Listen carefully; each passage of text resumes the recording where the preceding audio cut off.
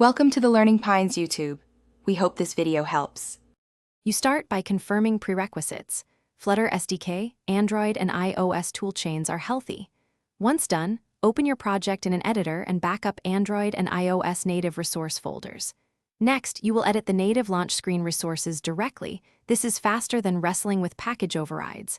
Make sure to locate Android manifest. XML and the drawable or values files for the launch theme. Also open info. List and launch screen, storyboard or assets. Xassets on iOS so you can change or remove entries safely. You will now remove the default splash on each platform. For Android, edit values/styles.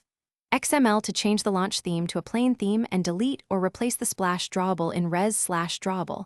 Update Android manifest to use the new theme. For iOS, delete the launch screen storyboard content or remove its reference in info. List and clear any launch images and assets. Xassets.